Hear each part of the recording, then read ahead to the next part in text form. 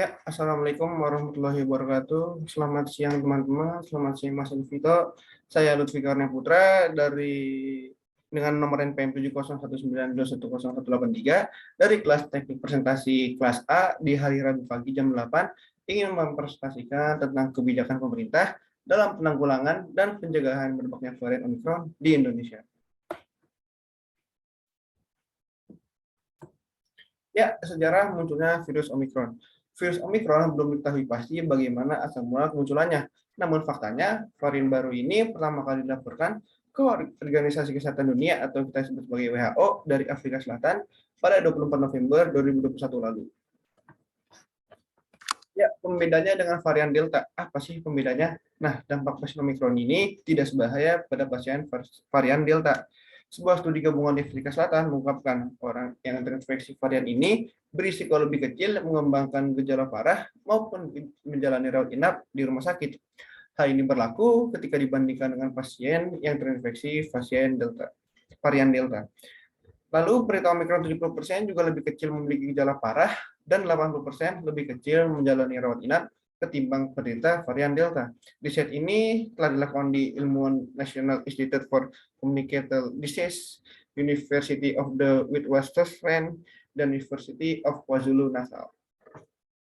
Lalu posisi level keterjangkitannya di Indonesia apa nih ya? Per 7 Januari 2022, Kementerian Kesehatan mengonfirmasi jumlah kasus Omicron di Indonesia ada sekitar 318 kasus, terdiri dari 295 kasus imported case dan 23 kasus transmisi lokal. Bagian besar terkonfirmasi telah mendapatkan vaksinasi dosis lengkap dan mayoritas kasusnya berada di wilayah DKI Jakarta. Lalu, Menteri Koordinator Bidang Pembangunan Manusia dan Kebudayaan nih Menko PMK Muhadjir Effendi menjelaskan pelonggaran di masa libur Nataru karena kondisi COVID-19 di Indonesia semakin baik. Itulah kenapa akhirnya kita mendapatkan kemarin libur Nataru mendapatkan relaksasi atau pelonggaran. Nah, alasannya karena positivity rate kasus di Indonesia hanya 0,1% hingga 0,2%, sedangkan menurut WHO ambang batas minimumnya adalah 5%.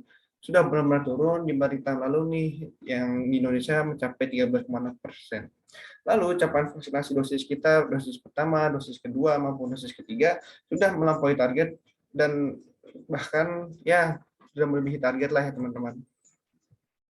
Nah, angka positif Omicron disumbang oleh luar negeri.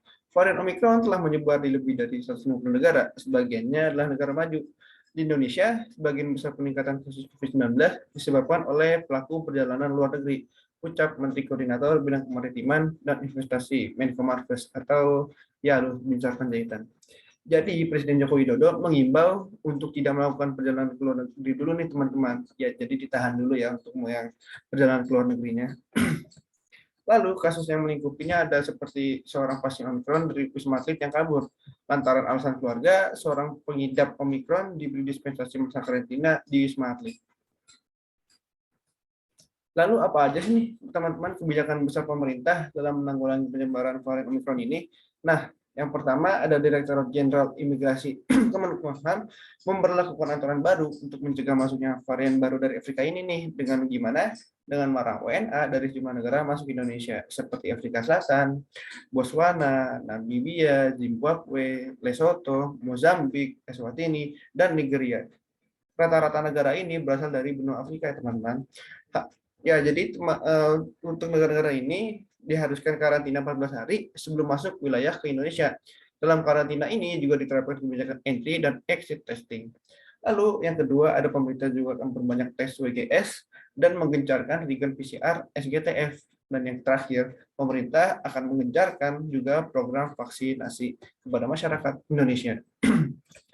Ya, sekian terima kasih presentasi dari saya. Kurang lebihnya mohon maaf.